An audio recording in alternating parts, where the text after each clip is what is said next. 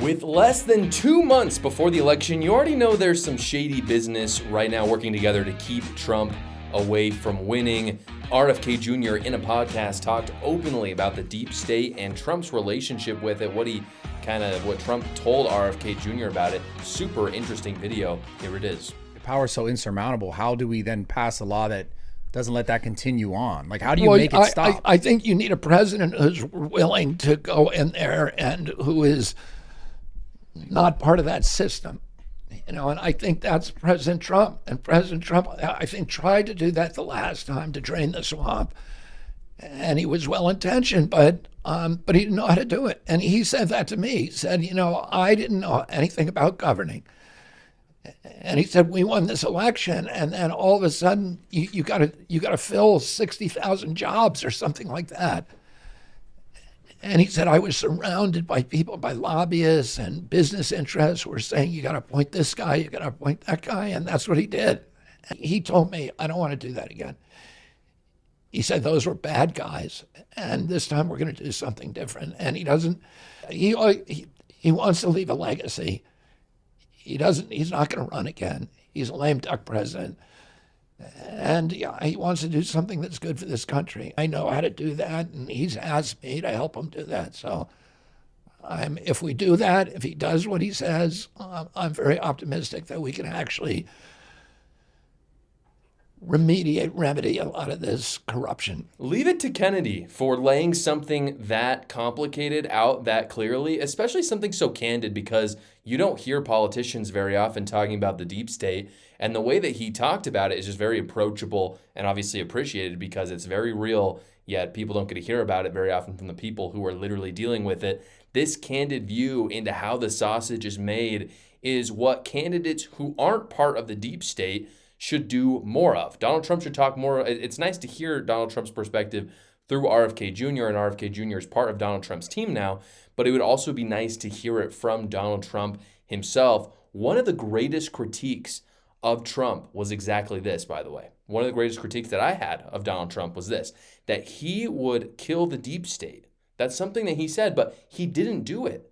And that's something I've talked about for a long time. It's something that I really wanted. It's something that a lot of people who support him want. Even some of the kind of higher up people like Vivek Ramaswamy were super into killing the deep state when he was running for president. And then he backed Donald Trump. And my question was just simply, well, really, if we're being honest with ourselves, Donald Trump didn't do anything to kill the deep state. And what RFK Jr. is saying here is that Donald Trump acknowledges that. And that makes me really happy because if he acknowledges that, then essentially what he's saying is he's going to improve upon it. So it gives me a lot of hope. I'm really happy. Again, him talking about the Government Efficiency Commission, if you guys haven't heard about this, he's going to have Elon Musk run this kind of government agency that is going to be perpetually doing audits on the government. And I think that's absolutely fantastic because, especially from Elon Musk, because Elon Musk, one of the things he's well known for when it comes to Twitter is laying off like 80% of the staff and having the app work exactly the same. Imagine if he could do that with the U.S. government. I know that we're not going to cut it by 80%, but even if he could cut it by 10, 20%, we're going to see massive increases I should say, we will have less of a deficit as we've been having. And of course, we're going to have less of these deep state bureaucrats running. But because of that, at the same time, if Donald Trump has laid out kind of this he's putting actual plans together to do this. When you're putting plans together to do it, you know that the deep state hears it, and it is like white blood cells to a virus. They're going to try to take out Trump basically before he can take them out. It's that simple. And obviously, they've already tried to do that with the assassination attempt.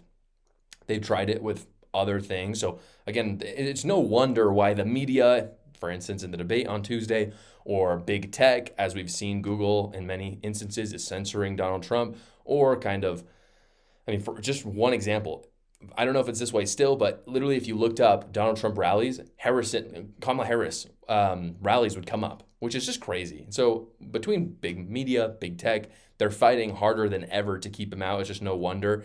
And here's what it means, guys. If we have so much to go up against, a lot of people will look at that and just think it's insurmountable. Like, how can we go up against Google?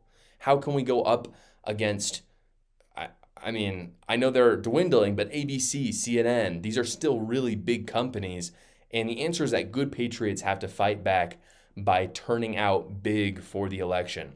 I heard Andrew Klavan say this week. I actually think it was in response to the debate. It was really good, so I want to repeat what he said, but I can't take credit for it. He essentially said, and maybe he was quoting someone else, so you'll have to go to the original clip at the Daily Wire, but he said, many people out there are talking about their willingness to go fight a civil war if necessary to protect their values, which I think that's a good thing. I think anyone should be willing to fight for their values. And many people are out there saying that they're willing to do it. Who knows if they'd actually do it when it comes down to it. But very few people are willing to go and simply volunteer and monitor the polling locations, like where the ballots are being handed in. And that's really profound to me, because basically it's saying we can whine and complain all day about the corruption, or we can take our country back by showing up at the ballot booth and making sure there isn't voter fraud. It's easy to say you're going to do the big hard thing, but it's hard to actually just do the easy thing, which is do what good people have always done. Volunteer, get out there, actually go door to door. I know we like to look at the polls and theorize, and it's fun to do all of that, but at the end of the day, nothing, absolutely nothing, can substitute for going door to door.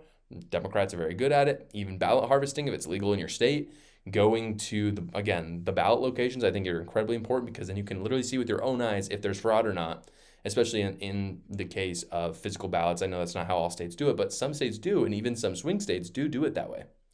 And then, of course, turnout is massive. We like to talk about polls. We theorize. It's fun. At the end of the day, though, it doesn't matter how many people support Donald Trump or Kamala Harris. It just doesn't. What matters is who shows up for them. And so I predicted for a long time, this is a long-standing prediction. In 2 months, we're going to find out if I'm right or not. But my prediction for a long time is that this is going to be a historically low turnout for Democrats. I'm not saying, again, don't misunderstand me. If they poll the population, I'm not saying that historically those polling is going to be bad for Democrats. What I'm saying is I don't think people are going to show up for Kamala Harris. So if the polls are 5% up on Harris, 10% up on Harris, 20% on Harris, I know that's never going to happen, but say it is, the people, this is what's important, the people that care about the truth must show up. The advantage that those that support the truth have is that if you're a liar and if you're a deceiver, the motivation to show up is really not that high. If you're one of those guys who just goes on ABC and just watches and everything that they say, you just take it in, chances are you're still not that motivated to go out. Because if you just think that you're just, if you're just being given everything and you're not actually thinking for yourselves, you're not that motivated to go vote. Even if you really believe that Kamala Harris is somehow going to solve your life, even though she's the VP right now. But if you are supporting Donald Trump, you are not a fan of how life has gone for the last 4 years because of Joe Biden and Kamala Harris, and you firmly believe in the truth, your motivation is much higher. That's why I'm optimistic for this election season, because I think there's going to be a lot of patriots who are going to show up because they're here for the truth and they're not trying to deceive. People who deceive, they tend not to really have that oomph or, that work ethic to actually show up to the ballot. Well, guys, I've talked for a while about this company because it's absolutely changed my workouts.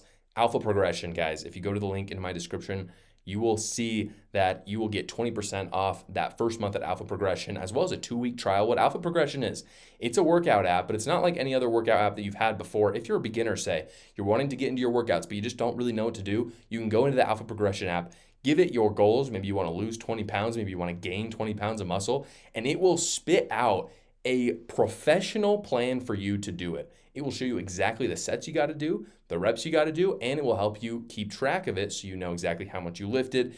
If you're like me and you have some of your plans, you can already manually put those plans in, but then still track how much weight you're doing so you're able to continually lift a little bit more week on week. Again, go to the description down below. You'll get 2 weeks for free, so you might as well go try it. It's a free trial with my code. Again, that's alphaprogression.com/Joshua, but just go down to the link in the description below and you'll see what I'm talking about. Again, alphaprogression.com/Joshua. Well, guys, Mitt Romney continues to prove he's a rhino, and he did this time by basically praising Kamala Harris for her performance in the debate. Here it is. Classic President Trump performance. In the case of Kamala Harris, most people didn't know her terribly well, other than a few clips that were not flattering that you might see on the internet. And people saw, oh, actually, she's an intelligent, capable person who has a point of view on issues, and she demonstrated that time and again.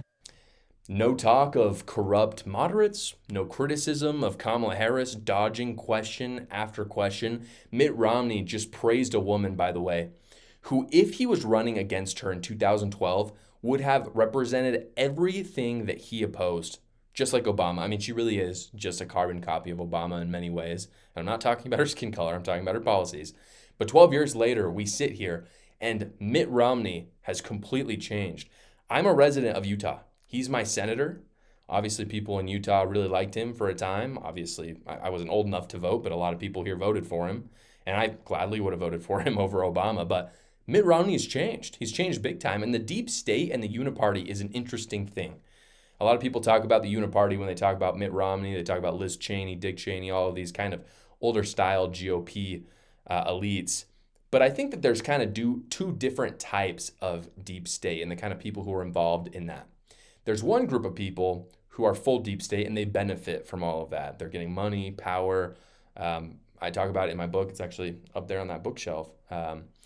These people are after money, sex, power, that at the end of the day. But then there's this other group of people, which I think is the camp that Mitt Romney is in. And it's a camp that doesn't want to be hated and they want to be moderate for moderate's sake. So I actually don't think, I could be wrong, but I actually don't, just from what I know about Mitt Romney and his history, I don't think he's benefiting in massive ways.